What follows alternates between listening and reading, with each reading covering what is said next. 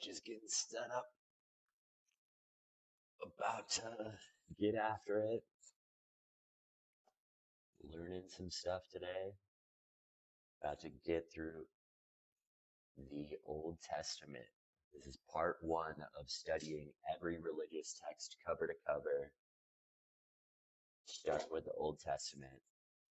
I've got the King James Version because that's public domain. Usually I'll read ESV, but we're going to get after it and kind of see how it all goes. Let me just prepare everything. We'll see how it goes.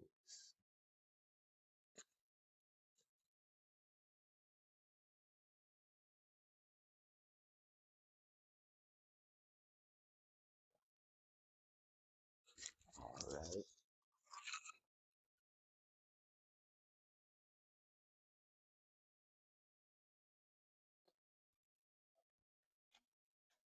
All right. Gonna try and learn as much as I can. Let's get started. Genesis. Let's see if we can get some context behind Genesis.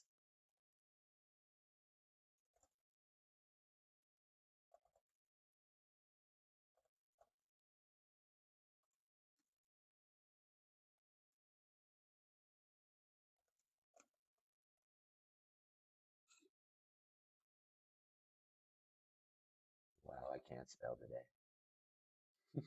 Or type.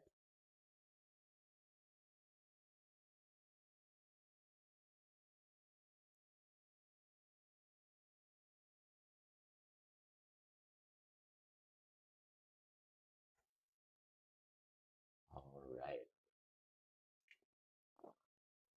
To understand Genesis and the rest of the Old Testament, it helps to step back and take a look at just as a religious text, but as a massive library of ancient literature.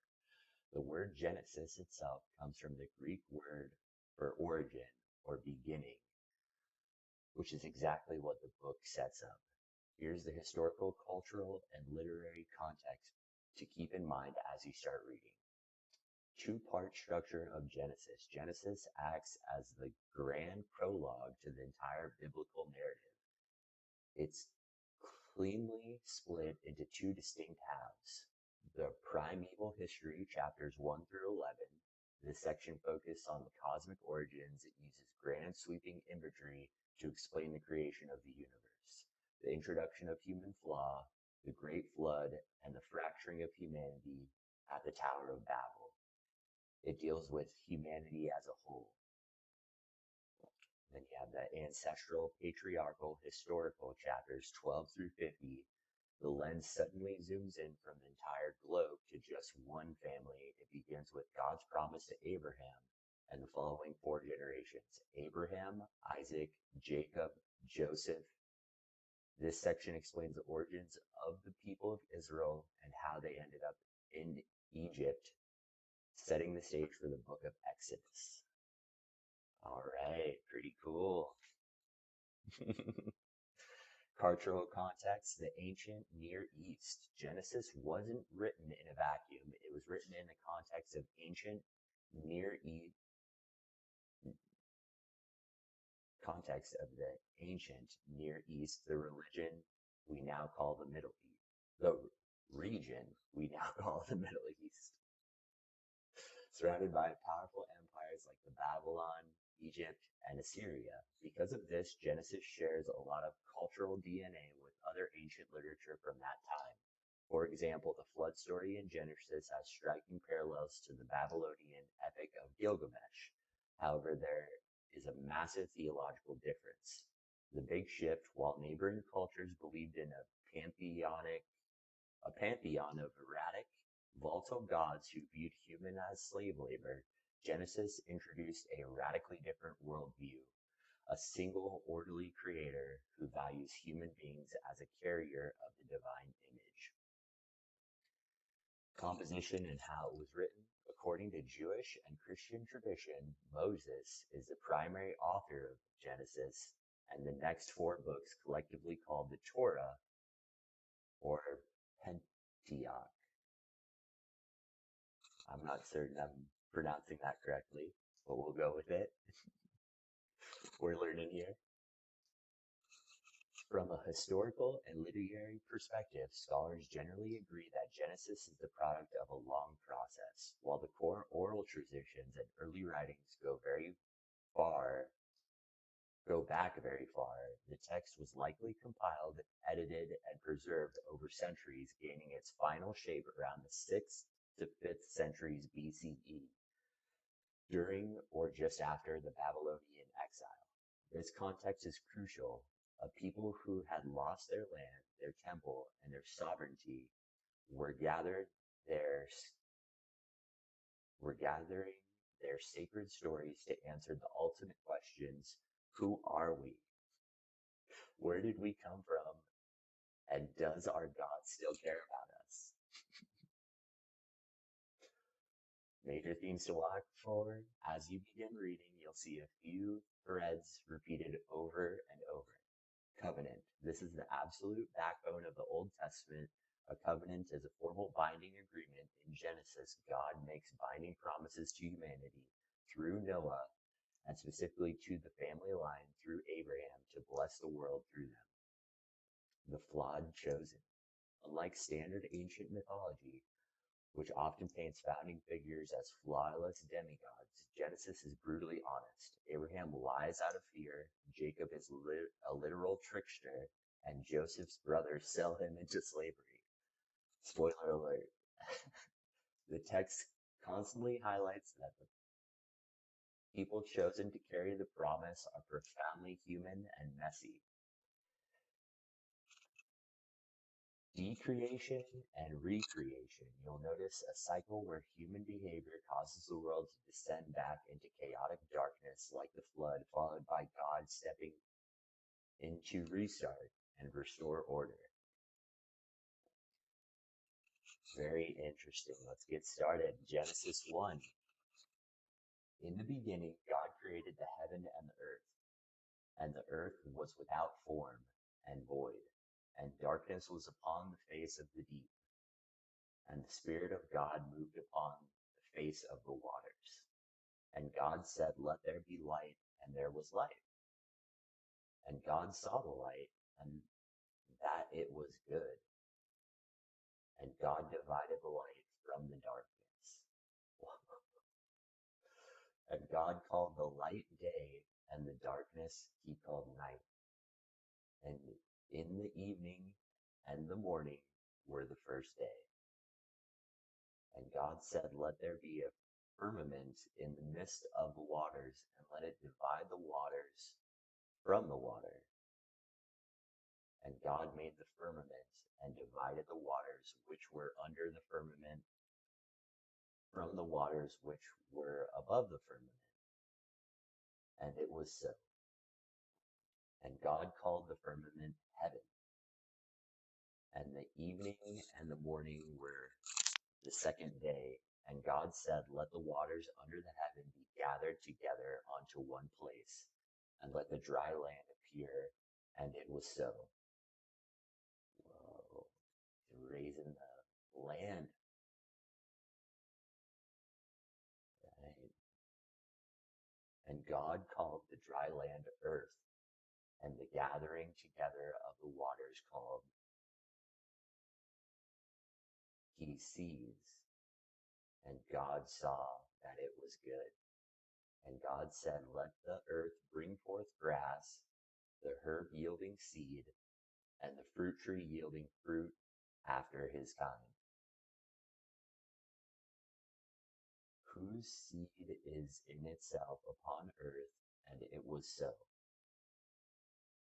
And God brought forth grass,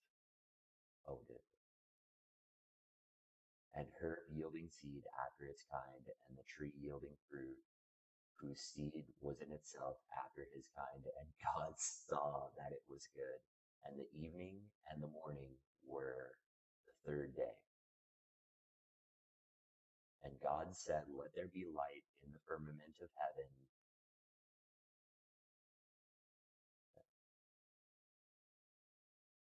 and God said, let there be light in the firmament of the heaven to divide the day from the night, and let them be for signs and for seasons and for days and years. And let them be for light in this firmament of the heaven to give light upon the earth. And it was so.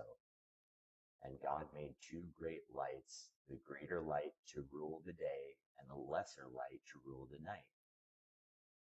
That must be the moon. He made the stars also.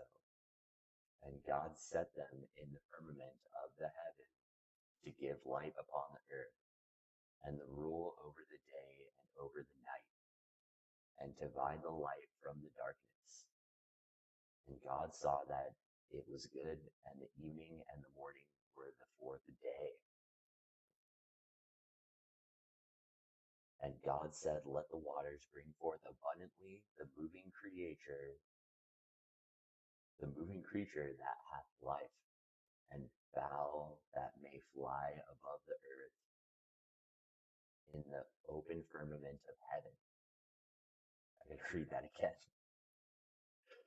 And God said, let the waters bring forth abundantly moving creatures that have life. That must be the fish of the sea.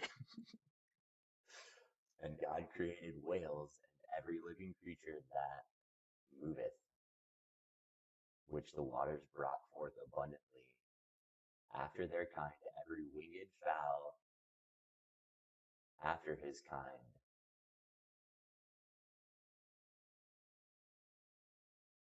Hold on.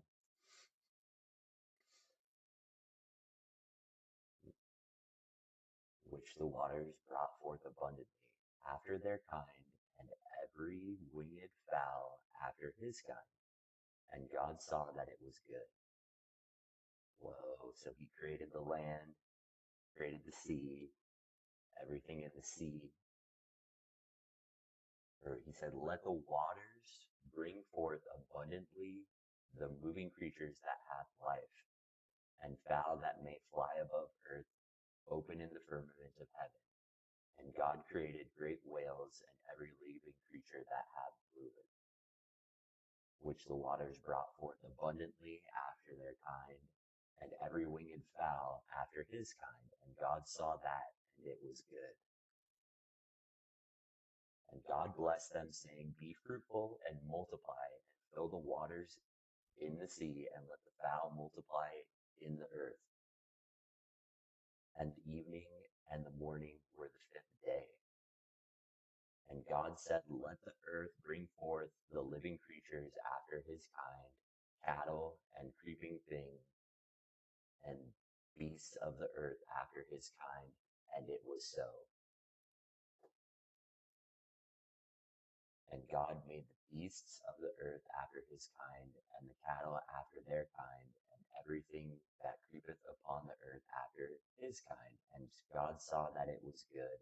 And God said, let us make man in our image, after our likeness. And let them have dominion over the fish of the sea, and over the fowl of the air, and over the cattle, and over all the earth, and over every creeping thing that creepeth upon the earth. That's epic. So God created man in his own image. In the image of God created he him, male and female, and created he them. And God blessed them. So God created man in his own image. In the image of God created he him, male and female, and created he them. And God blessed them. And God said unto them, be fruitful and multiply and replenish the earth and subdue it, and have dominion over the fish of the sea, and over the fowl of the air, and over every living thing that moveth upon the earth. And God said, behold, I have given you every herb bearing seed, which upon the face of all the earth, and every tree in which the fruit of the tree yielding seed, To you it shall be meat. Hold on.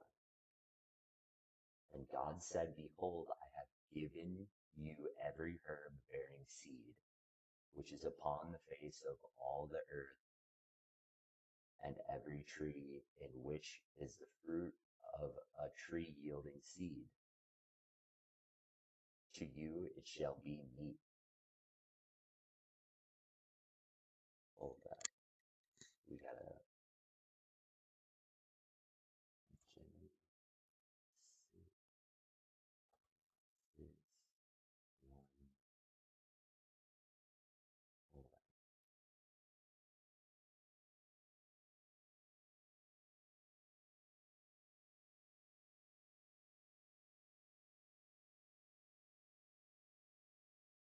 Are they talking about how you should eat the fruit as if it were meat?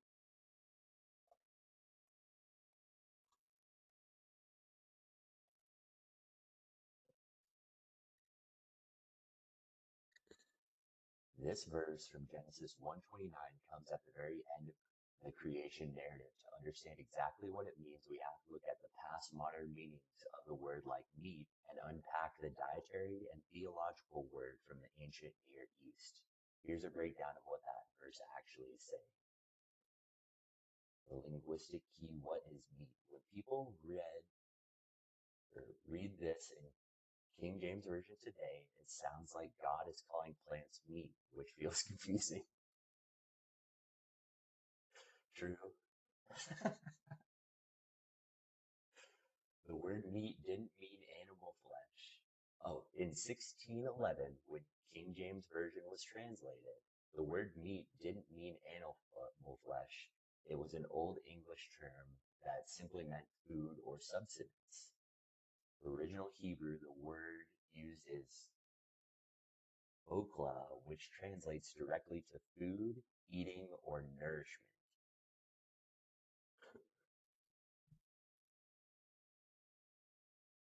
So a modern translation of that final phrase would be, and they shall be your food.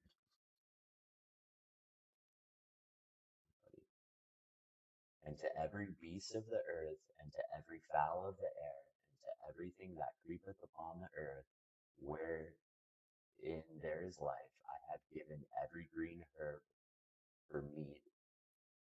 And it was so. And God saw everything that he had made, and behold, it was very good.